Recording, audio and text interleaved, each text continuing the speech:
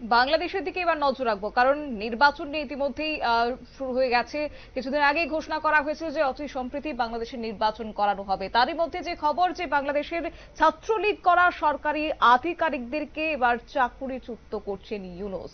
নির্বাচনের আগেই হাসিনার দলকে আরো কোণঠাসা করার মরিয়া প্রয়াস জারি রেখেছে ইউনূস সরকার। তবে কি আওয়ামী লীগের নাম মুছতেই এই নয়া চক্রান্ত ইউনূসের? জানবো বিস্তারিত, আমাদের সঙ্গে যুক্ত হয়েছে প্রতিনিধি শেখ মনিরুল। মনিরুল, কি বলবে? সরকারের পক্ষে স্বরাষ্ট্র মন্ত্রণালয় থেকে এক বিজ্ঞপ্তিতে জানানো হয়েছে, বিসিএস পুলিশ ক্যাডারদের ৪৩তম ব্যাচের শিক্ষানবিশ সহকারী পুলিশ সুপারকে বাংলাদেশ সিভিল সার্ভিসের নিয়োগ বিধিমালা মোতাবেক সরকারি চাকরি থেকে অপসারণ করা হলো। এবং সরকারি চাকরি থেকে যাদের অপসারণ করা হয়েছে তাদের একে একে আমি নাম বলছি। জনাব শেখ শাহ, শিক্ষানবিশ সহকারী পুলিশ অফিসার; জনাব শোভন কুমার বিশ্বাস, শিক্ষানবিশ সহকারী পুলিশ অফিসার; জনাব মোহাম্মদ রওশন জামিল, শিক্ষানবিশ সহকারী পুলিশ অফিসার; জনাব আসফাক ফিরদৌস, শিক্ষানবিশ সহকারী পুলিশ অফিসার। এছাড়াও আরো একজনের নাম বলছি তোমাকে এইভাবে। তোমার কিন্তু একে একে মোস্তাফা আনোয়ার, জনাব মোস্তাফা আনোয়ার, তিনি শিক্ষানবিশ সহকারী সচিব; জনাব মোস্তাফা মনোয়ার পরিচিত, তাকেও কিন্তু অপসারণ করা হয়েছে। আওয়ামী লীগের যেটা হচ্ছে অভিযোগ যে এদের বেশিরভাগই একটা সময় ছাত্র অবস্থায় তারা আওয়ামী লীগ করতেন, আওয়ামী লীগের অর্থাৎ ছাত্র সংগঠন ছাত্রলীগ করতেন।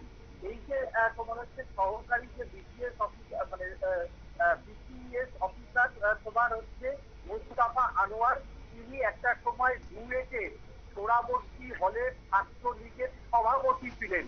শুধুমাত্র বুয়েটে সোহরাবর্দী হলের ছাত্রলীগের সভাপতি তার ব্যাকগ্রাউন্ড থাকায় ছাত্র অবস্থায় তাই তাকে চাকরি থেকে বহিষ্কার করা হলো।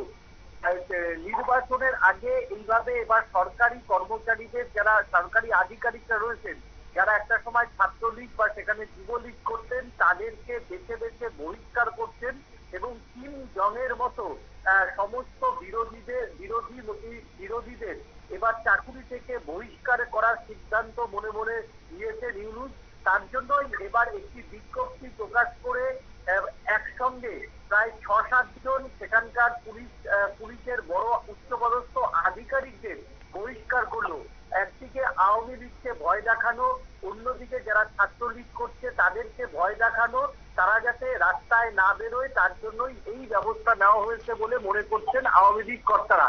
কারণ ২ থেকে ৩ দিন আগেই শেখ হাসিনার নির্দেশে আওয়ামী লীগ কর্মীরা, বিশেষ করে ছাত্রলীগ কর্মীরা ঢাকার একাধিক জায়গায় কিন্তু মিছিল করেছিলেন। সেই মিছিল থেকে প্রায় ১৫০’র উপর আওয়ামী লীগ কর্মীকে কিন্তু গ্রেফতার করেছিলেন ইউনূস সরকার। তারপরই হাসিনার পক্ষ থেকে জানিয়ে দেওয়া হয় যারা গ্রেফতার হয়েছে তাদের প্রত্যেককে ছাড়ানোর দায় বা মামলার দায়ভার বহন করবে আওয়ামী লীগ।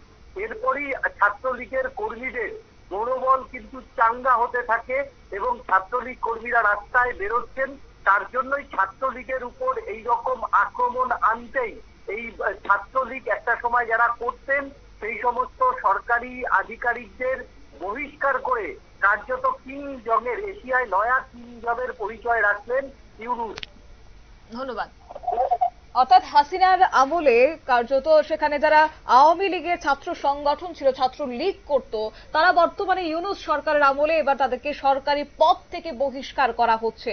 তবে এই যে সমস্তটাই ইউনূসের কূটকৌশলী, ইউনূসের নতুন চক্রান্ত, কার্যত সেখানে সামনে যেহেতু রয়েছে নির্বাচন এবং সেই নির্বাচনের আগে আওয়ামী লীগকে মুছে ফেলা কিংবা নিশ্চিহ্ন করা, সেই বিষয়ে এবার মনে করছেন রাজনৈতিক বিশ্লেষকরা। সংবাদ আপাতত এই পর্যন্তই। পরবর্তী আপডেটের জন্য চোখ রাখুন শুধুমাত্র নিউজ ভ্যানগার্ডের পর্দায়। নমস্কার।